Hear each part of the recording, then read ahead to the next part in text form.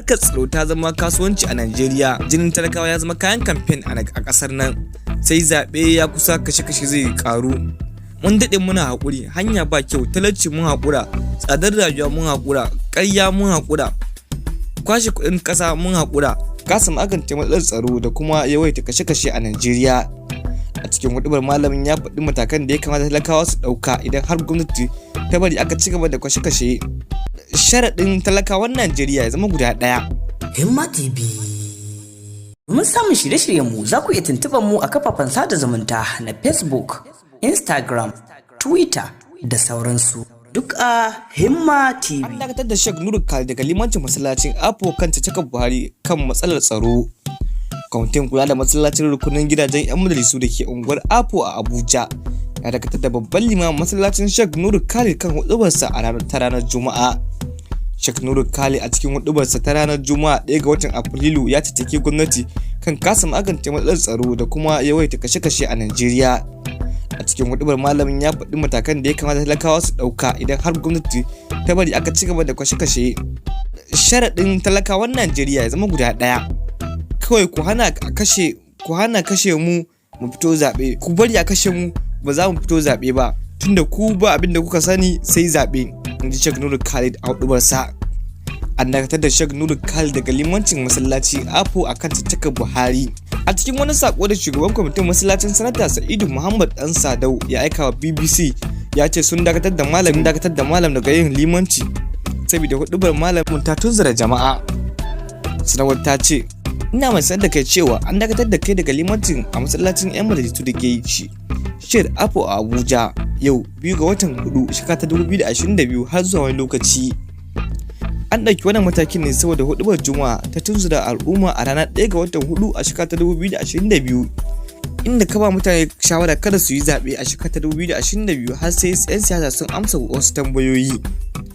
Sanarwar ta ƙara cewa ya kamata a ce ka ba su shawara su fito zaɓe don kawar da waɗanda suka saba wa Allah da masu zaɓe da kuma ƙasa. Tun ta da sababbin limamai na masallacin, inda Malam Muhammad zai yi tafsiri yayin da kuma Malam Abdullahi zai jagoranci Juma'a.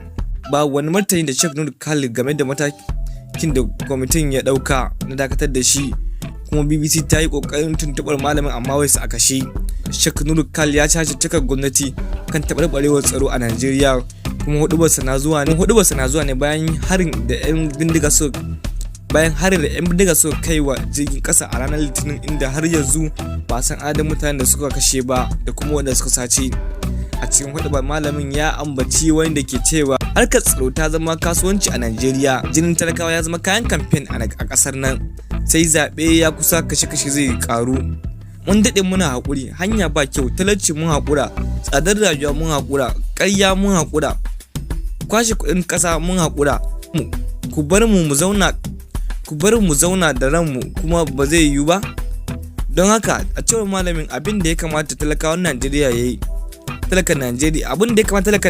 ya yi shine ya kauracewa zaɓe har sai an daina kashe-kashe rayukan al'umma. Za ku iya tuntuɓar mu a kafafen sada zumunta na Facebook, Instagram, Twitter da sauransu. Duk a Himma TV. Ko kuma ku tuntuɓe mu a shafinmu na yanar gizo www.himmatv.com.ng. Himma TV suke addabi mutane da sauran ɓata gari da suka addabi mutane ne akan cewa duk wanda aka ɓace mai waya ka tafi yayin da da 'yan sandan jihar Kano ka ce ina ne ofishin SB Abdullahi Haruna Kiyawa PPR da kai amana sai da mamu so za mu yi amfani kwarai da gaske. Himma TV Misali a unguwar ka ga wani bakon fuska wanda kai baka taɓa ganin shi ba, baka yarda da shi ba, sannan yanayin da ka gan shi a ciki kai hankali.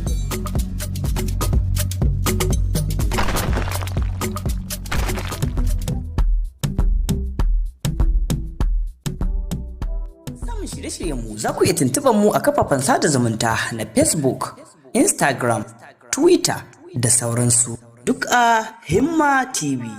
Ko kuma ku tuntuɓe mu a shafinmu na yanar gizo www.himmatv.com.ng.